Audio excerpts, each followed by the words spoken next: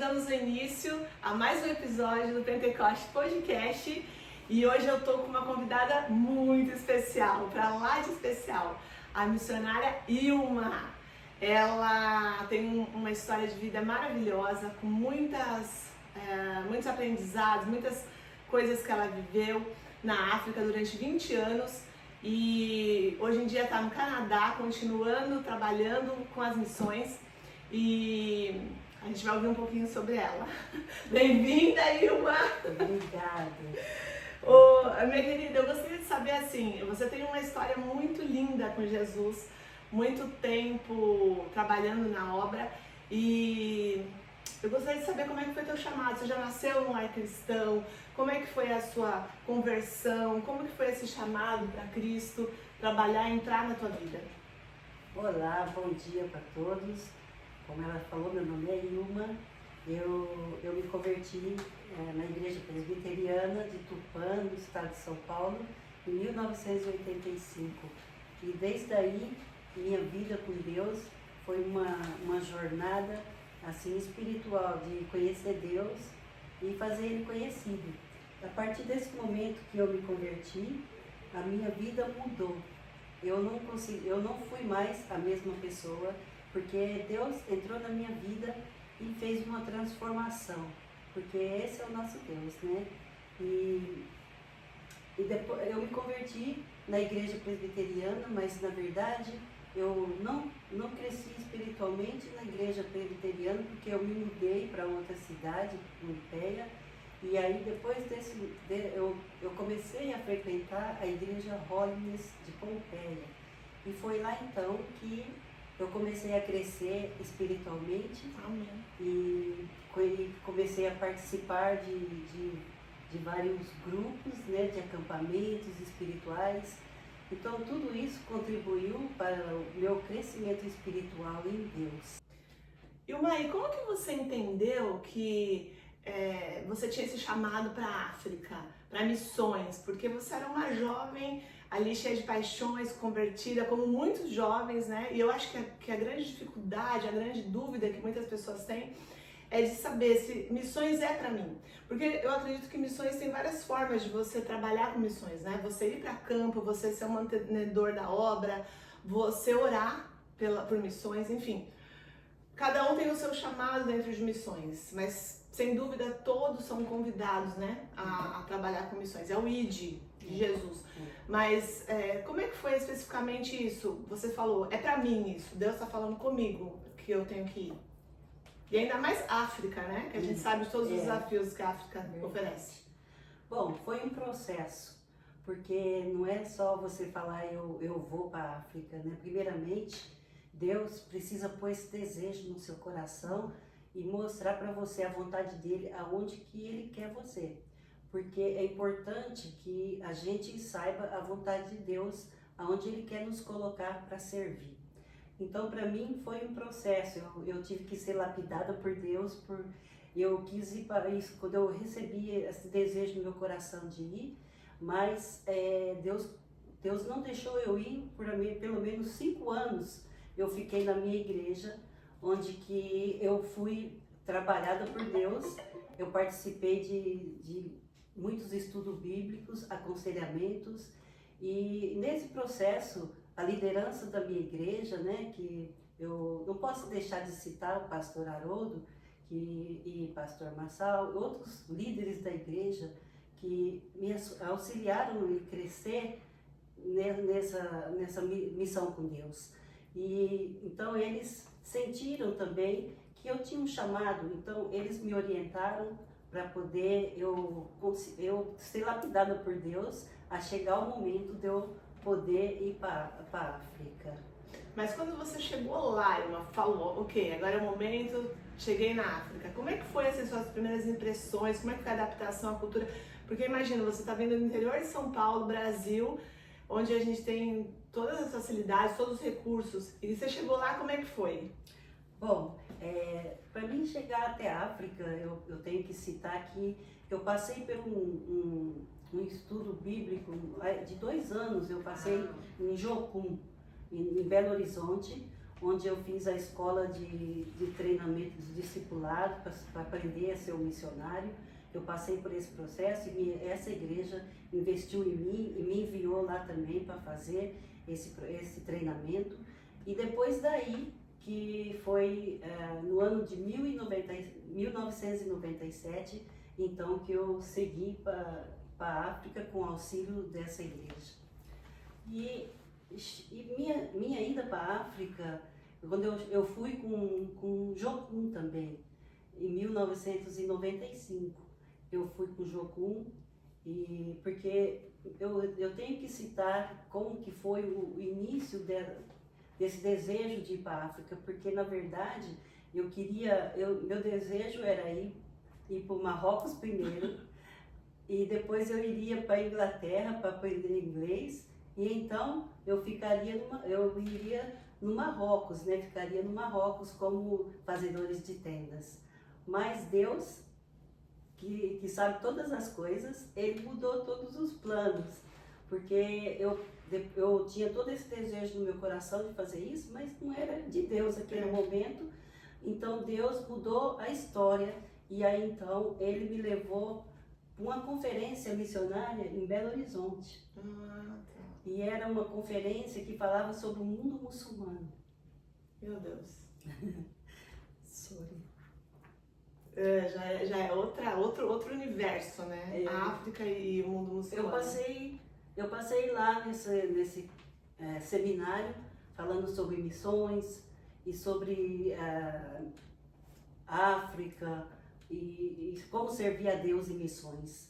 E durante esse período que eu estava lá, foram mostradas muitas fotos de missionários e da África e como as pessoas se envolviam no projeto em Guiné-Bissau, no Oeste África, como poderia servir. Mas uma coisa tocou meu coração muito fundo lá nesse momento, porque quando eu cheguei lá, eu vi a foto dos africanos e encheu seu coração, né? Era o seu chamado, Deus estava te alinhando, né? Com o que Ele queria que você fizesse. Às vezes a gente faz planos, mas Deus tem outros planos para nós. Então o teu plano talvez era ir lá para Marrocos, para Inglaterra, e Deus queria que você fosse para Guiné-Bissau. Então Ele vai, às vezes, nos direcionando, né? Mesmo sem a gente entender, Ele vai nos direcionando de acordo com o que Ele espera de nós. Acho que foi isso que aconteceu com você, né? Então, mas aí quando eu estava lá nessa conferência, tinha um pastor. Hoje ele já não existe mais, está com Jesus, mas o nome dele era Carlos Sobreira. E eu vi aquela foto daqueles africanos, e quando eu olhava para os olhos daqueles africanos, eu sentia muito fundo no meu coração, como se eles falassem: vem nos ver, vem nos ver. E aquela coisa ficou no meu coração. Naquele momento eu senti de Deus que já não era mais aqueles planos que eu tinha de ir para o Marrocos, eu tinha que ir para a África, porque Deus tinha me chamando para ir para a África. Então eu conversei com esse pastor e ele falou para mim: faz um plano e você coloca uma data para você ir para a África. E eu aceitei aquele desafio dele. Eu falei: então quando que eu posso colocar essa data? Ele falou: faz um plano de um mês. Uau! Um mês. E você ora em cima desse propósito. E depois disso você vem me ver. Que ele morava na cidade de Bauru, no estado de São Paulo. E ele falou: depois você vem me ver que nós vamos conversar sobre isso. E eu aceitei aquele desafio. E aí eu fiz aquele propósito, orei durante aquele mês todo. E tinha uma data lá certa para mim ir para a África. Eu falei: bom, isso tem que ser mesmo de Deus, né? Por um mês eu consegui enxoval de África, tudo. Com certeza. Aí eu peguei, orei, e depois na data que ele falou para mim ir lá visitar ele, eu fui, né? Que ele trabalhava com pessoas drogadas em Bauru. Aí eu fui visitar ele, passei um dia lá com ele e tudo. E ele falou: então tá bom, vamos orar que você vai para a África nessa data. E eu voltei para minha igreja, e lá na igreja então teve uma conferência missionária.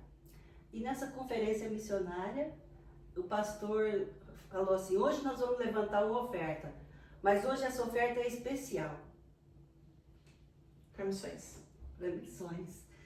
E essa oferta, nós vamos direcionar ela para Ilma poder chegar em Guiné-Bissau. Aí eles fizeram então o culto todo, e no final do culto eles recolheram aquela oferta.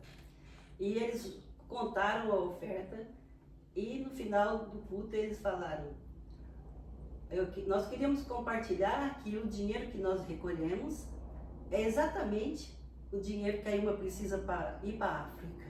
Quando Deus ele dá o comando, né? Quando ele está à frente realmente do nosso chamado, ele vai prover todas as condições necessárias para poder chegar lá, né? E acho que foi o que aconteceu com você, né, irmã? Então, eles falaram para mim, Ilma, você já está na África. Naquele momento, meu coração se encheu de alegria, porque eu vi realmente a vontade de Deus se cumprindo em minha vida. E foi realmente naquela data que aquele pastor estipulou para mim ir para a África. Quando eu acordei, parecia um sonho. Quando eu acordei, eu já estava na África naquele dia. Uau! Exatamente como ele profetizou, né? O poder da palavra, né? Você vê que determinou um prazo e Deus faz, porque Deus é um Deus de detalhes, é um Deus que gosta, que cuida de cada detalhe das nossas vidas. Então, a partir do momento que você colocou aquela data, estipulou aquela data ali, o próprio Deus criou todo o cenário pra acontecer aquilo que Ele queria que você fizesse. Né? Verdade. Então eu fiquei uau, né? Como dizia. Foi já o primeiro milagre, né? Deus fez a vontade dele, cumpriu.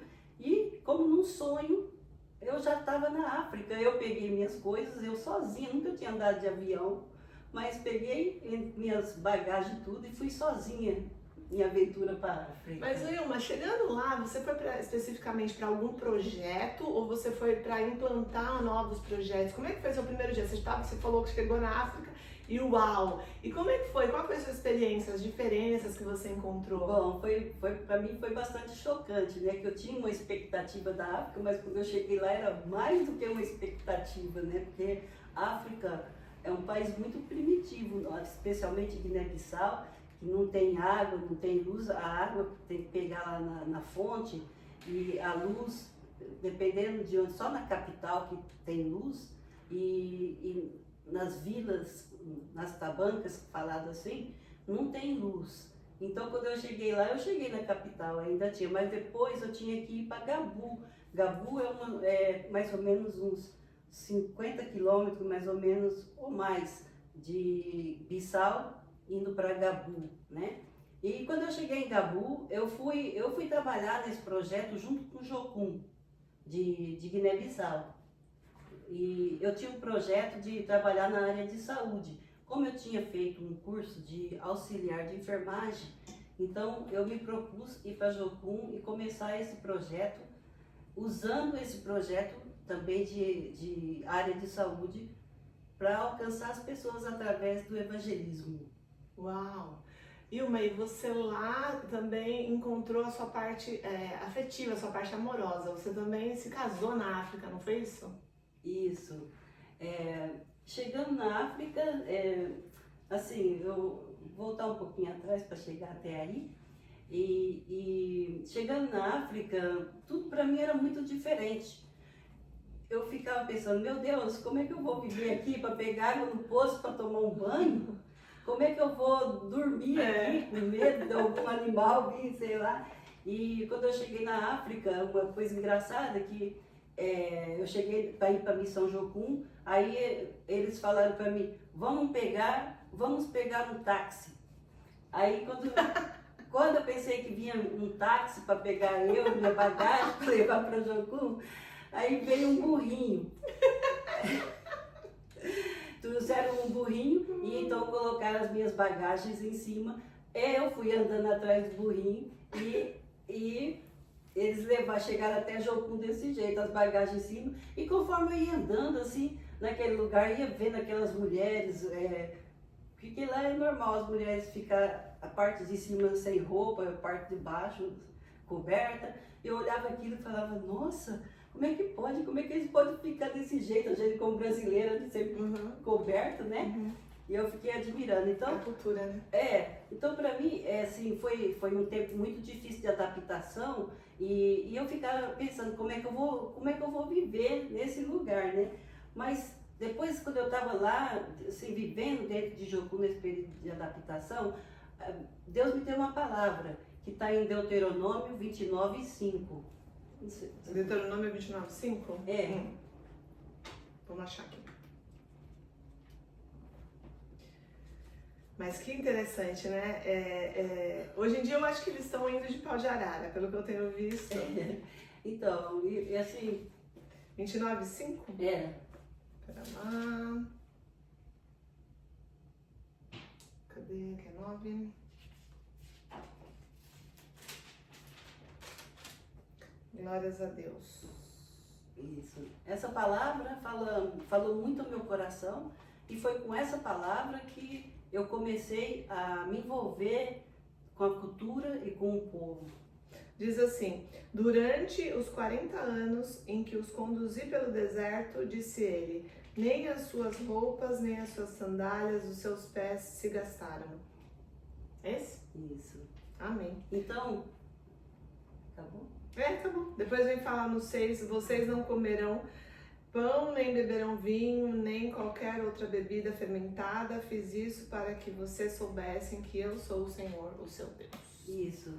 Então, com essa palavra, eu entendi, porque eu falei, como é que eu vou viver nessa cultura, viver desse jeito primitivo? Eu não sei nem como é que vai catar água no poço. E aí, Deus falou para mim essa palavra. E com essa palavra foi que fundamentou no meu coração que eu tinha que dar de mim mesmo, eu tinha que renunciar o que eu era, a minha cultura, para poder viver naquela cultura africana, que era tão diferente da minha. Então, com esse momento, eu comecei a me envolver mais com o povo, tentar sentar com eles, aprender a língua deles. De manhã cedo, eu levantava cedinho e saía andando pelas vilas para conhecer as pessoas. E era o momento deles tomar café, eu sentava com eles lá, conversava, tomava café. E foi dessa maneira que eu aprendi a língua crioulo. Sim.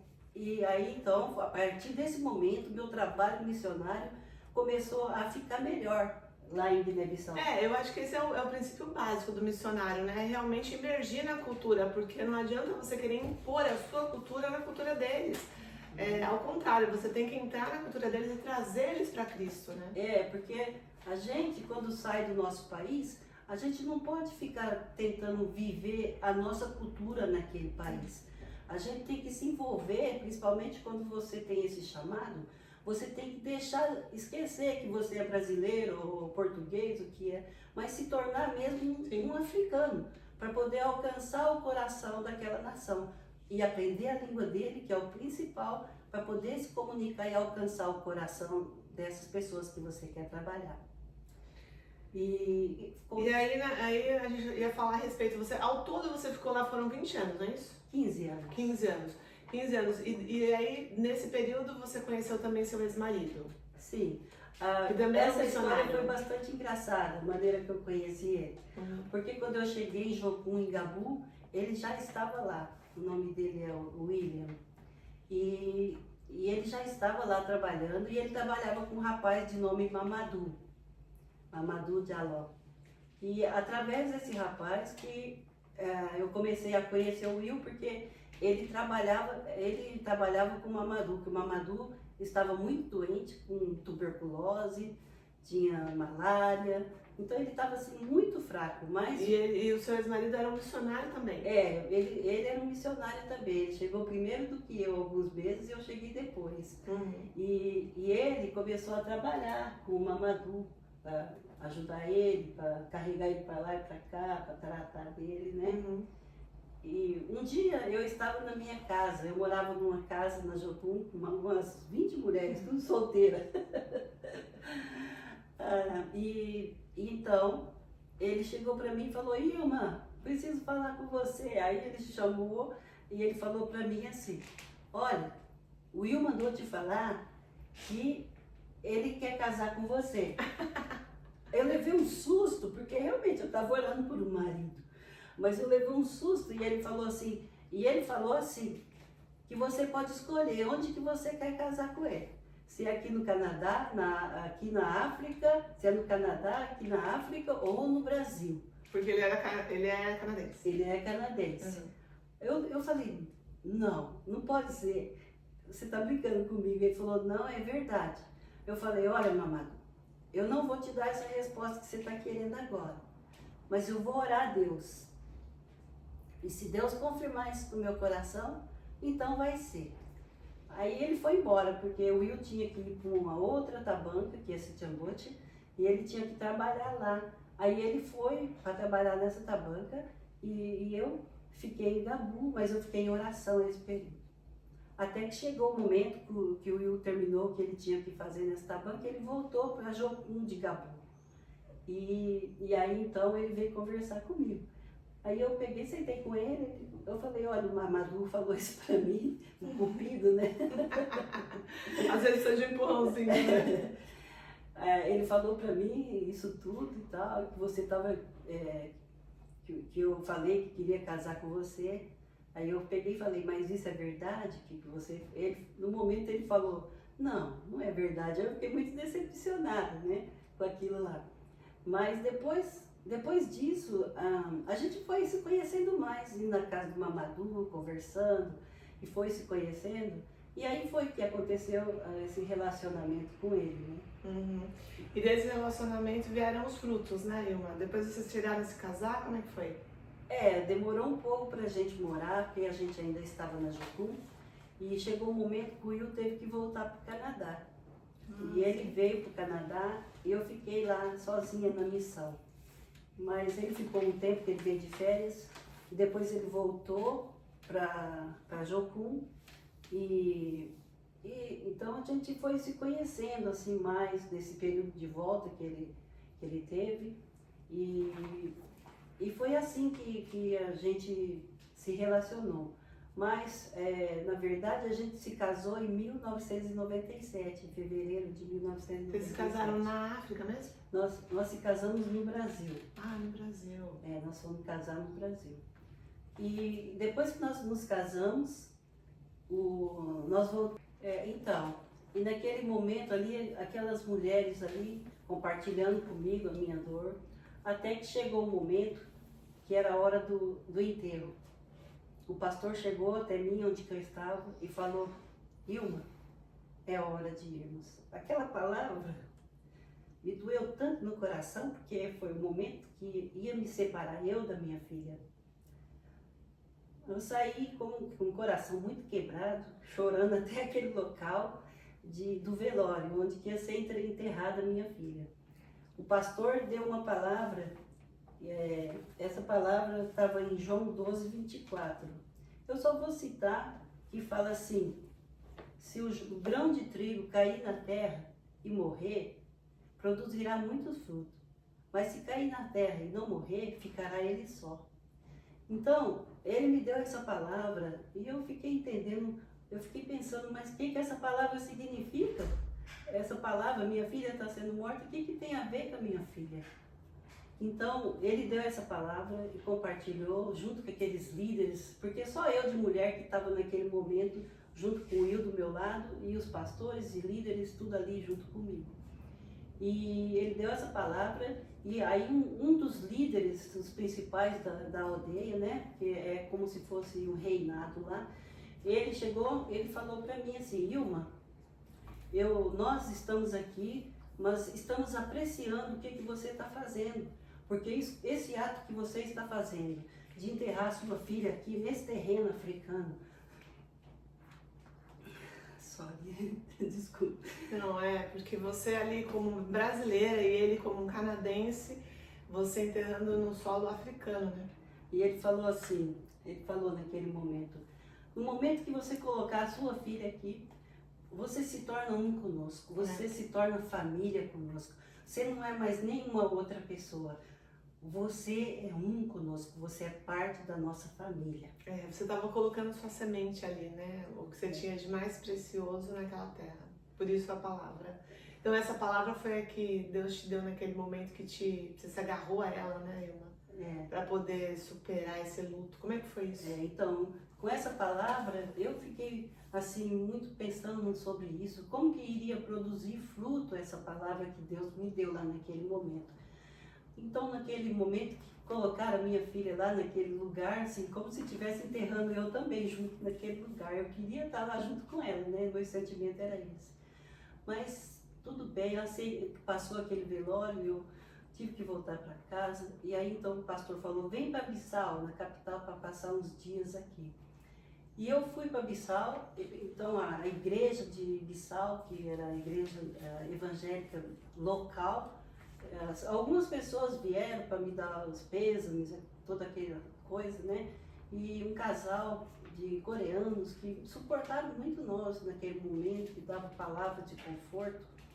E eu estava muito assim, deprimida, não tinha nada que alegrava o meu coração naquele momento. Com certeza.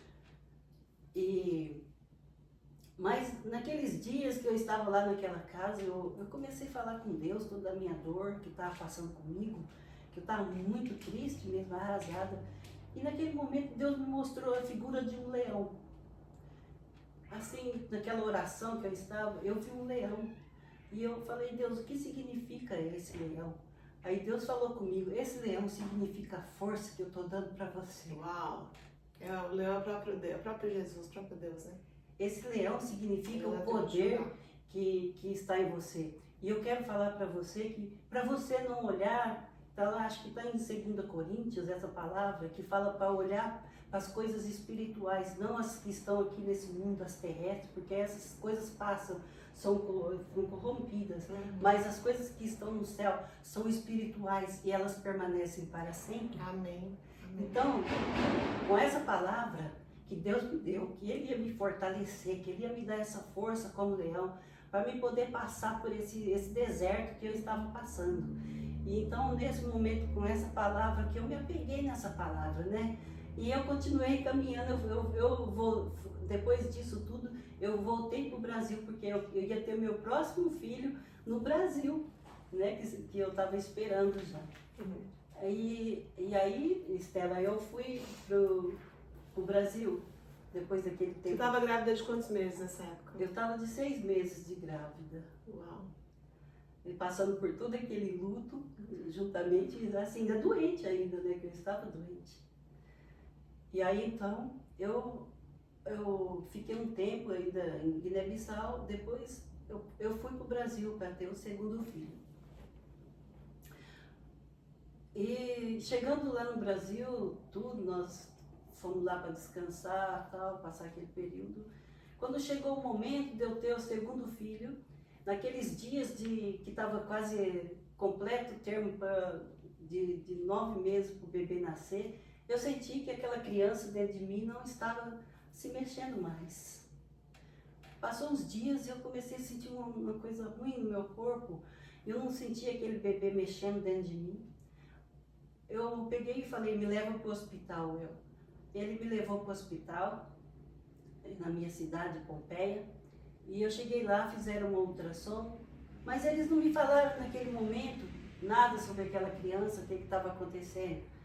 Depois eles falaram: vamos te mandar para Marília, que é uma outra cidade pertinho de Pompeia, porque eles vão fazer uma ultrassom mais apurada, assim, para saber realmente o que está acontecendo com a criança. Aí eu fui, mas no meu coração eu já sentia que tinha algo errado dentro de mim. E aí eu cheguei lá, eles fizeram a ultrassom, chamaram um outro médico, que era um médico famoso lá, mas que era cristão, para vir ver aquela ultrassom, para ver se realmente era o que estava acontecendo. Mas não deixaram ele ver, o outro médico. Aí o médico fez a ultrassom e depois ele me deu a triste notícia. Lá naquela sala daquela ultrassom. Seu bebê tinha partido? Ele olhou para mim e falou: Ilma, infelizmente, seu bebê, ele teve uma parada cardíaca. E ele faleceu. O cordão umbilical deu um nó verdadeiro e ele morreu. Eu saí de lá daquela sala, eu fiquei assim: mas Deus, outra vez? o que o Senhor está querendo fazer comigo, Deus? Porque, olha, eu estou fazendo de tudo. Eu me senti como Jó naquele momento. Que eu estava lá, eu doei meu tempo, meu talento, tudo para Deus. E em 6 meses eu perdi 2 filhos. Então era uma dor ainda mais dolorida para passar. E eu fiquei ali no Brasil ainda um período de luto, mas não foi só isso, porque ele... Quando não é a cachorra chorando... É que tem muito assim, é difícil de falar uma coisa sem... Essa história é longa, né? É muita coisa que você viveu, meu Deus do céu. Vamos lá, você parou aonde, Gilmar? Menino. No seu filho. Então, mas minha dor não parou ali.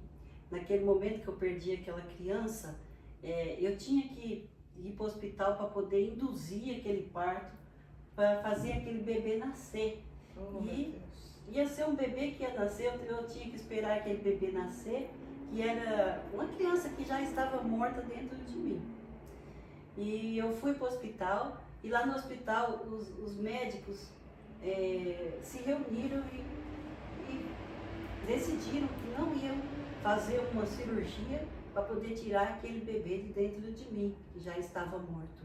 Mas que eles iam tentar induzir, fazer tudo possível para mim ter um parto normal para aquela criança nascer.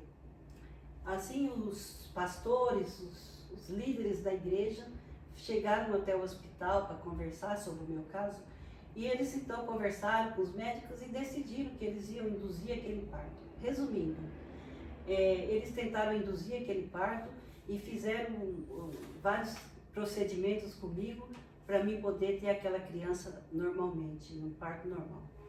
Mas foram 3 dias que eu passei no hospital de muita dor, de muito sofrimento, porque eu sabia que eu tinha uma criança que ia nascer, mas morta. E eu fiquei naquele hospital 3 dias, embaixo de muito calmante, de muito remédio. Mas Deus foi tão gracioso comigo, porque todas as pessoas que vinham naquele quarto, os enfermeiros, as enfermeiras, eram todos cristãos. E eles vinham e conversavam comigo, e quando via que eu estava sofrendo, me davam um remédio para aliviar aquela dor que eu estava passando. E foi assim, depois desses 3 dias, no 4º dia então, que aquela criança, induziram o parto dela e aquela criança veio a nascer. E nasceu um menino muito bonito, ele era muito grandão, que eu coloquei o nome de Jacob.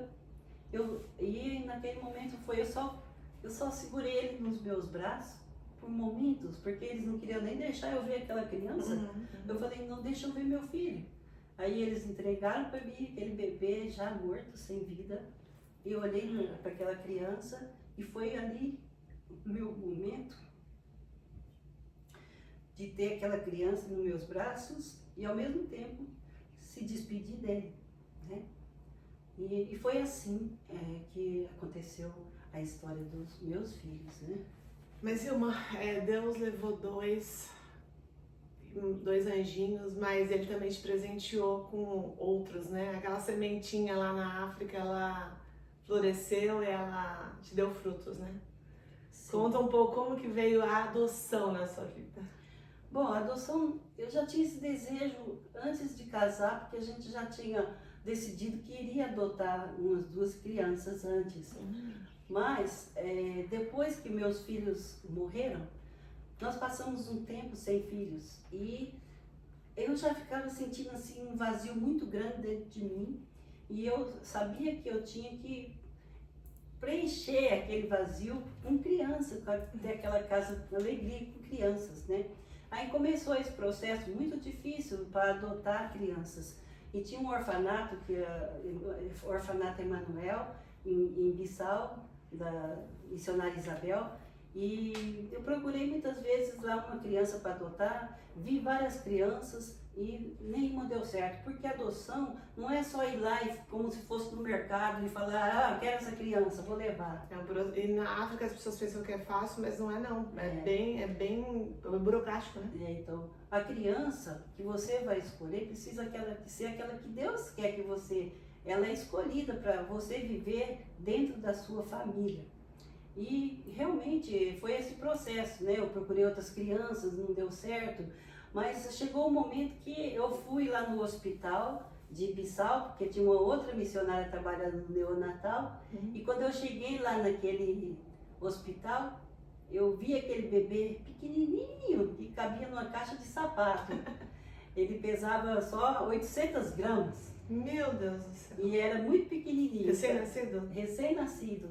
Mas que infelizmente a mãe tinha falecido na hora do parto, 2 horas depois do parto. Eu vi aquele bebê e me apaixonei por aquele bebê, mas só a tia dele que estava lá. E eu falei, nossa, eu vi esse bebê e eu tô querendo ele para mim. Porque eu falei com o médico disse que a mãe dele tinha morrido. A tia falou, eu não posso te dar a criança, mas eu tenho que falar com a avó dele. Que a avó no momento também estava de luto porque a filha tinha falecido também.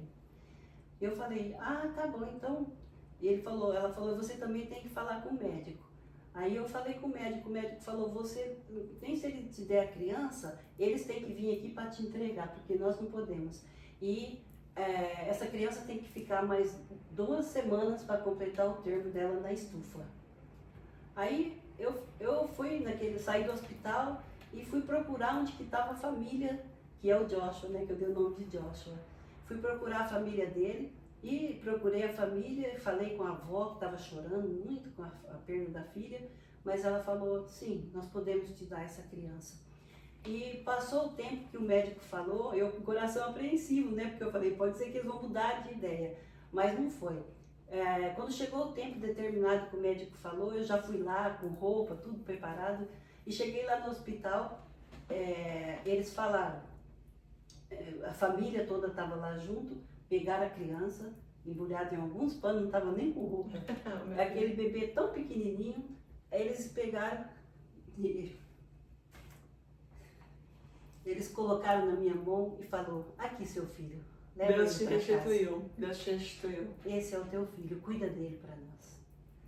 Aí eu peguei esse bebê tão pequenininho e fui embora com ele. Cheguei na igreja, apresentei para o pastor, todo mundo se alegrou comigo, porque eu tinha pegado aquele bebê. E eu cheguei, voltei para a Missão Amém, onde que eu estava hospedada em Bissau. E eu fiquei naquela missão ali. Depois de 2 dias, eu estava na missão, o telefone tocou de novo. Aí eu falei, mas o que será? Era do orfanato, da Casa Emanuel, em Bissau.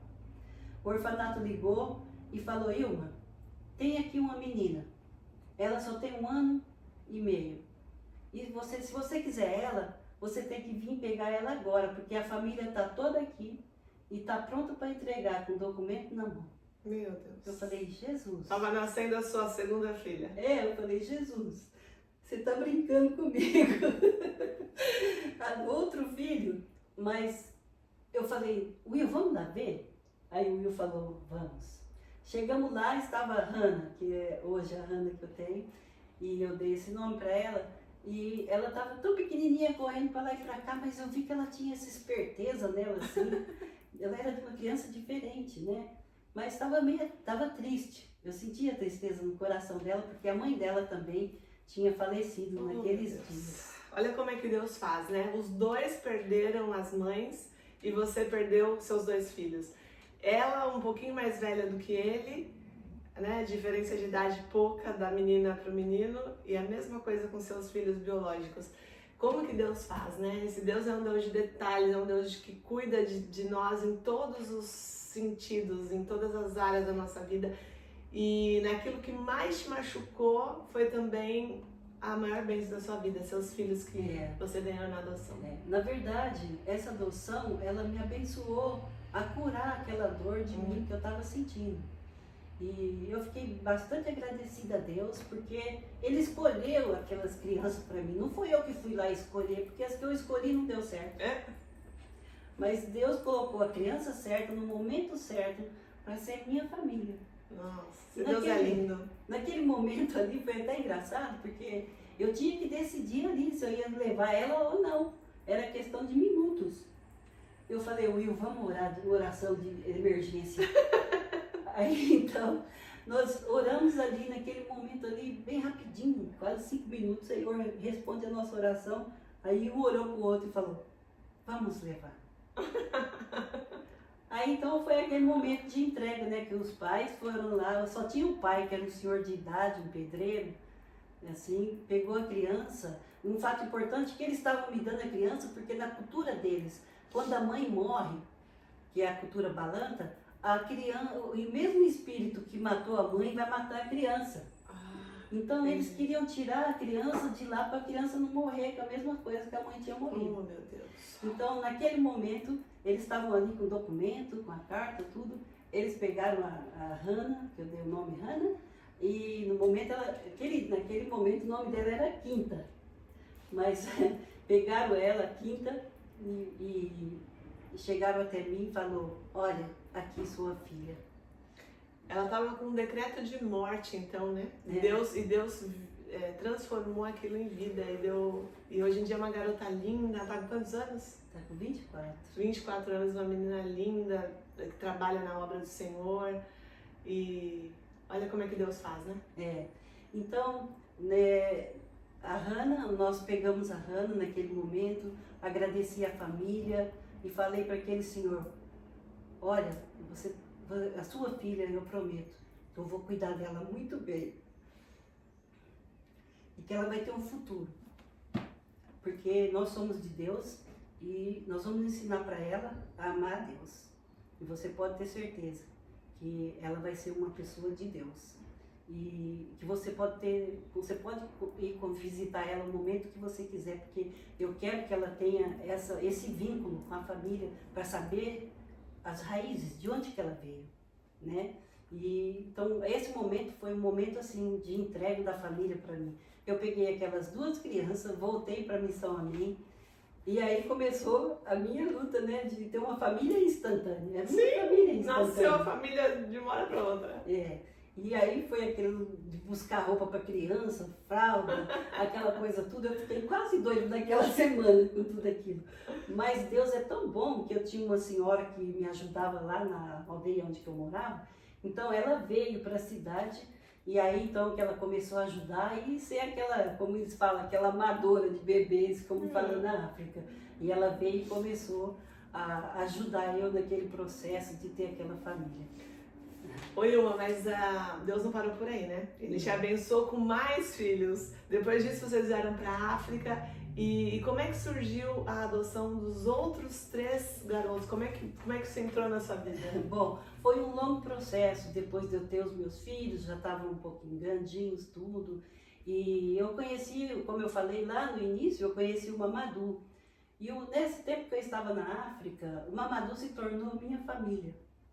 O Mamadou e a Aissatu se tornou minha família em Guiné-Bissau, porque nos dias de folga que eu tinha na missão, eu ia lá sentar com eles, comer com eles. Então nós criamos um vínculo de família, né, nesse momento. E foi através daí então que tudo aconteceu dessa outra adoção, que demorou um pouco, muitos anos depois de eu ter Hannah e Joshua, né? Uhum. E aí então E esses outros 3 irmãos também perderam a mãe, né?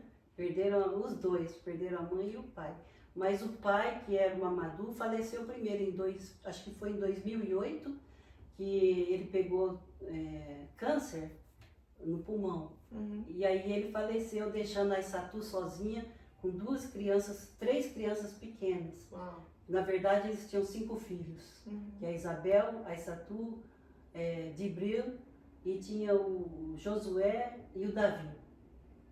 E aí os menores, você sentiu que era um chamado de Deus para você cuidar dessas crianças, né? Dos filhos dos seus Eu amigos. fiquei assim ainda ajudando financeiramente a mãe, não me envolvi, mas eu ajudava a mãe financeiramente, juntamente com a igreja daqui do Canadá, que está em Fernie, que contribuía financeiramente para ela, porque o Mamadou era um pastor da igreja presbiteriana de Gabon.